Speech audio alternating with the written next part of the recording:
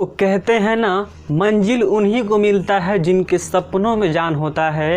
पंखों से कुछ नहीं होता मेरे दोस्त, हौसलों से उड़ान होता है। हेलो प्यारे स्टूडेंट, तो कैसे हैं आप सभी लोग। मैं आशा करता हूं आप लोग काफ़ी बढ़िया होंगे और अपने बोर्ड परीक्षा की तैयारी काफ़ी बढ़िया से और लगन के साथ कर रहे होंगे। आज के इस नए वीडियो में आपका भाई आपके साथ लेकर आया है घनाभ और घन का सूत्र। घनाभ और घन के सूत्र से आपके बोर्ड परीक्षा में कई सारे प्रश्न पूछे जा सकते हैं। जैसा कि आप मेरा पिछले वीडियो देखे होंगे तो आपको पता होगा कि ये जितना भी मेंसुरेशन का सूत्र है, ये आप जब तक पढ़ाई कीजिएगा तब तक ये आपका साथ में आने वाला है। तो आप लोग अभी से याद कर लीजिए ताकि आने वाले एग्ज़ाम टाइम में आपको ये सब सूत्र याद नहीं करना पड़े, और आपके 10वीं के लिए भी बहुत इम्पोर्टेंट है। जैसा कि आप जानते होंगे आपकी 10वीं बोर्ड परीक्षा में कम से कम 10 सूत्र पूछे जाते हैं, चाहे वो त्रिकोणमिति का हो और चाहे वो क्षेत्रमिति का हो। दोनों से मिलाकर कम से कम 10 सूत्र अइबे करेगा ऑब्जेक्टिव में। तो सभी सूत्र याद रहेगा तो ऑब्जेक्टिव आप आसानी से कर लीजिएगा। तो वही बात है, घन और घनाभ का हम सूत्र आपके सभी सूत्र जितने सूत्र हैं इसमें, घन का आयतन, पृष्ठ, वक्र पृष्ठ, विकर्ण, सब हम सूत्र बताने वाले हैं।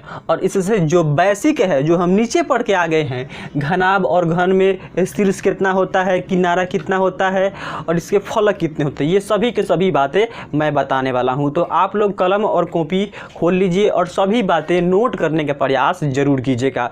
अगर आप इसके पिछले वीडियो को सभी सूत्रों को नोट नहीं किए हैं तो प्लेलिस्ट में वीडियो है, जाइए उसको देखिए और उसको नोट करने का प्रयास जरूर कीजिए। चलिए इसी के साथ इसमें हम लोग जानेंगे घनाभ के बारे में कि घनाभ में कितने शीर्ष होते हैं, कितने किनारा होता है, कितना फलक होता है, क्योंकि इससे भी ऑब्जेक्टिव बन सकता है। तो देखिए एक घनाभ का मैं चित्र बना रहा हूँ, उसको समझिएगा आप। इसमें कितने किनारे हैं और कितने शीर्ष हैं।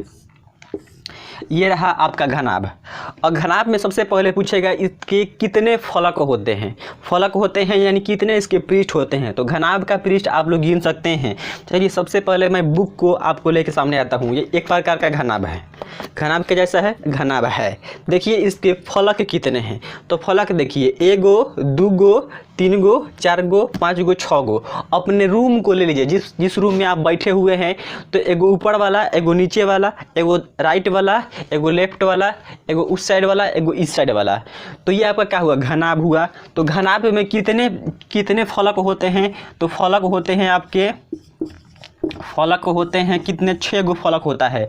अब आपसे पूछेगा इसका किनारा कितना होता है। तो किनारा गिनिए, 1 गो, 2 गो, 3 गो, 4 गो, 5 गो, 6 गो, 7 गो, 8 गो, 9 गो, 10 गो, 11 गो, 12 गो। तो इसका किनारा जब पूछेगा कि घनाभ का किनारा कितना होता है, तो घनाभ का किनारा 12 गो होता है। कितना होता है दोस्तों, 12 गो होता है। और जब पूछ दे कि घनाभ का शीर्ष कितना होता है, तो शीर्ष देखिए 2 गो, 3 गो, 4 गो, 5 गो, 6 गो, 7 गो, 8 गो।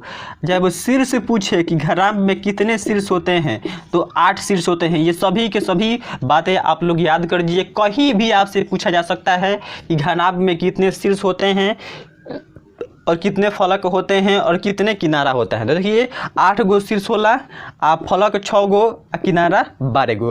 अब आइए घन पर चलते हैं। तो घन देखिए ना, घन बिल्कुल ऐसा ही होगा।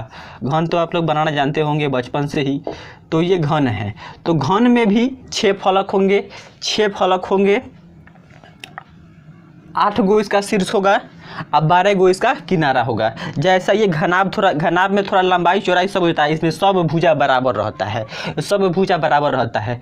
तो अब आप लोग समझ गए कि कितने शीर्ष होते हैं, कितने फलक होते हैं और कितने किनारा होते हैं। तो अब देखिए, अब हम लोग चलते हैं बारी बारी से इसके सूत्र की ओर, और सूत्र की ओर और सभी सूत्र को देखते हैं। तो सबसे पहले इसमें बता दूं कि ये इसका लंबाई है। क्या है इसमें, ये लंबाई है, ये ऊंचाई है और ये चौड़ाई है, ये बी है, ये एच है। देखिएगा इसी से सभी सूत्र बनेंगे हेर फेर करके। अब देखिए हम चलते हैं इसके सूत्रों को, और सभी सूत्र आप लोग नोट करते चलिएगा। काफ़ी इम्पोर्टेंट सूत्र होंगे आपके बोर्ड परीक्षा के लिए। सबसे पहले है घन का आयतन क्या होता है। देखिए घन के आयतन पे आपके ऑब्जेक्टिव पूछेगा या सूत्र भी पूछ सकता है कि घन का आयतन क्या होता है। तो आप सभी जानते होंगे कि घन का आयतन क्या होता है। घन के सभी भुजा बराबर होते हैं, तो सभी भुजा बराबर होते हैं तो भुजा का क्यूब कर दीजिएगा, घन के आयतन निकल जाएगा। क्या होता है, भुजा का क्यूब कर दीजिएगा, घन के आयतन निकल जाएगा। अगला देखिए, जब कहेगा घन का वक्र पृष्ठ का क्षेत्रफल बताइए, तो वक्र पृष्ठ का क्षेत्रफल यानी कि ऊपर वाला और नीचे वाला छोड़ के चारे गो पृष्ठ को बताना है। तो बस 4 ए स्क्वायर कर दीजिएगा तो वक्र पृष्ठ निकल जाएगा। और जब कहेगा घन का पूर्ण पृष्ठ का क्षेत्रफल बताइए, पूर्ण यानी सब जितना बा 6 फलक बा, 6 फलक के क्षेत्रफल पूछेगा तो हम कह देंगे 6a स्क्वायर कर देंगे, तो इसका पूर्ण पृष्ठ का क्षेत्रफल निकल जाएगा। और जब कहेगा विकर्ण बताइए तो विकर्ण कैसे निकालेंगे, तो √3 कर दीजिएगा और गुना में भुजा कर दीजिएगा, तो इसका विकर्ण का सूत्र निकल जाएगा। क्लियर है। अब एक बार फिर से रिवीजन करा देते हैं। घन का आयतन पूछेगा तो भुजा क्यूब, और वक्र पृष्ठ पूछेगा यानी कि ऊपर वाला छोड़ के और नीचे वाला छोड़ के चारों बगल दीवार का, ठीक, तो वो हो जाएगा 4a स्क्वायर। पूर्ण पृष्ठ यानी सभी पृष्ठ का पूछेगा तो 6a स्क्वायर। और जब विकर्ण पूछे तो √3 गुना भुजा कर देना है। तो हमारा इतना ही सूत्र है घन का। अब देखिए इधर घनाभ में चलते हैं। तो घनाभ में आपका ये कॉपी जैसा है, बुक है, ये एक प्रकार का घनाभ है। तो घनाभ में लंबाई, चौड़ाई, ऊंचाई तीनों होता है। तो सबसे पहले इसमें पूछेगा आपसे आयतन। ये काफ़ी महत्वपूर्ण सूत्र हैं आयतन वाले। इस पर काफ़ी सारे प्रश्न आपके बोर्ड परीक्षा में बनते हैं और पूछे भी गए हैं। देखिएगा जब मैं ऑब्जेक्टिव कराऊंगा उस समय आपको ज़रूर दिखाऊंगा कि ये सब कहाँ से प्रश्न आए हुए हैं। तो घनाभ का आयतन क्या होता है, तो घनाभ का आयतन L गुना B गुना H। L क्या है, इसमें लंबाई है, B क्या है, इसका चौड़ाई है, H क्या है, ऊंचाई है, यानी L गुना B गुना H कर दीजिएगा तो घनाभ का आयतन निकल जाएगा। अब है इसमें घनाभ का वक्र पृष्ठ का क्षेत्रफल। घनाभ के वक्र पृष्ठ का क्षेत्रफल यानी कि ऊपर वाला छोड़ दीजिए और नीचे वाला छोड़ दीजिए, 4 गो पृष्ठ का हमको क्षेत्रफल बताना होता है। तो इसका क्षेत्रफल क्या होता है, 2 × L प्लस में B इंटू में H। क्या होता है, 2 × L प्लस B इंटू में H। ये घनाभ पूछेगा आपसे घनाभ का पूर्ण पृष्ठ का क्षेत्रफल बताइए, यानी 6 फलकों का जितना भी इसमें फलक है सभी पृष्ठ का क्षेत्रफल बताना है, यानी ऊपर, नीचे और चारों साइड का।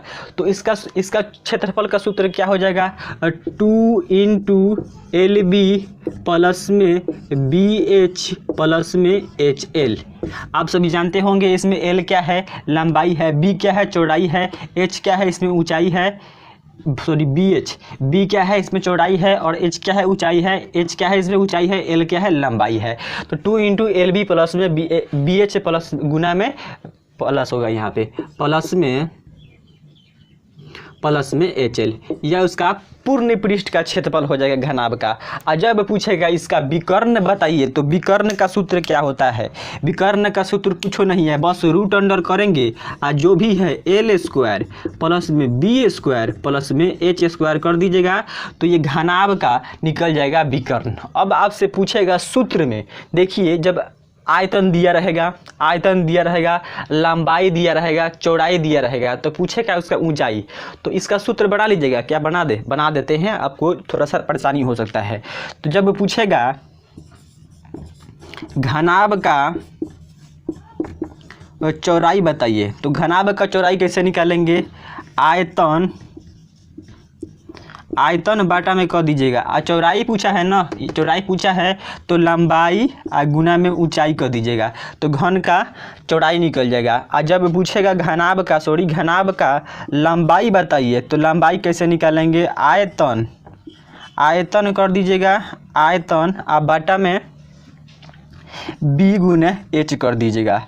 और जब पूछेगा इसी प्रकार H कि घनाभ का ऊंचाई बताइए तो कर दीजिएगा आयतन बाटा में L गुना B कर दीजिएगा तो ऊंचाई निकल जाएगा घनाभ का। तो ये सभी के सभी सूत्र हैं जो आपके बोर्ड परीक्षा में पूछे जाएंगे और इससे कई सारे प्रश्न बनते हैं ऑब्जेक्टिव में, तो इसको नोट कर लीजिए। तब तक मिलते हैं इसके अगले वीडियो को लेकर। अगर वीडियो पसंद आया होगा तो वीडियो को like and share and subscribe करना नहीं भूलिएगा। तब तक मिलते हैं इसके अगले वीडियो के लिए, तब तक के लिए धन्यवाद।